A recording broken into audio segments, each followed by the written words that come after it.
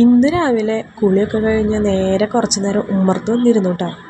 ഇന്നലെ തുടങ്ങിയ മഴയാണ് കേട്ടോ. രാവിലെ എണീറ്റിട്ട് നിന്നിട്ടൊന്നുമില്ലേ. അപ്പോൾ ഇന്ന് ശനിയാഴ്ച ആയതുകൊണ്ട് തന്നെ ഇത്തിരി നേരം വൈകിട്ടാണ് എണീറ്റത്. പിള്ളേരെ എണീറ്റ് വരുമ്പോഴത്തേനും രാവിലത്തേക്കുള്ള ഉപ്പുമാവും പഴവും ഒക്കെ ആക്കി വെച്ചു കേട്ടോ. പിന്നെ നേരെ അടിച്ചു വാരി തുടച്ചു. അടുക്കളയൊക്കെ വൃത്തിയാക്കിയിട്ട് ഞാൻ നേരെ നോക്കാൻ പോയത് ചോറാണ് കേട്ടോ. അടുപ്പ് കത്തിച്ച് ചോറിന് അരിയൊക്കെ ഇട്ട് വെച്ചിട്ടുണ്ടായിരുന്നേ. അപ്പോൾ അടുപ്പ് കത്തുണ്ടോ നോക്കാൻ വേണ്ടി പോയതാണ് കേട്ടോ.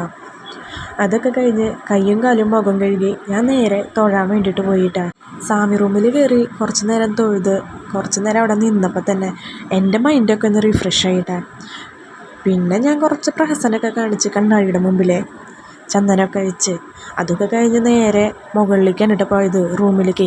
അച്ഛനും മക്കളും എഴുന്നേറ്റുണ്ടോ നോക്കാൻ വേണ്ടിയിട്ട്. അവരും കൂടി എണീറ്റ് വന്നാലേ എനിക്കൊരു സന്തോഷമുള്ളൂ കേട്ടോ, എനിക്കൊരു സമാധാനം ഉണ്ടാവുള്ളേ. പിന്നെ ശനിയാഴ്ച ദിവസം ആയതുകൊണ്ട് തന്നെ ഞാനങ്ങനെ ശല്യപ്പെടുത്താൻ പോയില്ല കേട്ടാ.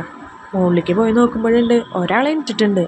ഒരാളെ എണീറ്റ് അച്ഛൻ്റെ അടുത്ത് താഴത്ത് കിടക്കുക. വാവച്ചി എണീറ്റിട്ടില്ല കേട്ടാ. വാവച്ചിക്ക് സ്കൂളില്ലാത്തത് കൊണ്ട് തന്നെ ഒരിത്തിരി മടിയുണ്ടായി എണീക്കാൻ. പിന്നെ ഞാൻ ശല്യപ്പെടുത്താനൊന്നും പോയില്ല. അങ്ങനെ ചേട്ടൻ അവരുടെ കൂടെ എന്നും ഉണ്ടാവാറില്ലല്ലോ. അവരെണീക്കുമ്പോഴത്തേനും ചേട്ടൻ പണിക്ക് പോയിട്ടുണ്ടാവും.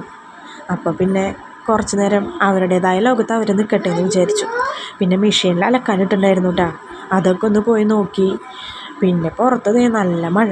വാവച്ചിതേ എനിക്ക് വന്ന് കുളിയൊക്കെ കഴിഞ്ഞ് ഞാൻ കാണാതെ ഫോണെടുത്ത് വീഡിയോ ഒക്കെ പിടിക്കുകയാണ് കേട്ടോ. അപ്പോൾ ഇന്നത്തെ വീഡിയോ ഇത്രയേ ഉള്ളൂ. എനിക്കറിയാം കേട്ടോ എൻ്റെ വീഡിയോകൾക്ക് നല്ല പരിമിതികളുണ്ടെന്ന്. എന്നാലും ഇങ്ങനെ വീഡിയോസൊക്കെ എടുത്ത് എഡിറ്റ് ചെയ്ത് യൂട്യൂബിലിടുമ്പോൾ എൻ്റെ മനസ്സിനൊരു സുഖം. ഇഷ്ടപ്പെട്ട കാര്യം ചെയ്യുക എന്നുള്ളൊരു സമാധാനം കേട്ടോ.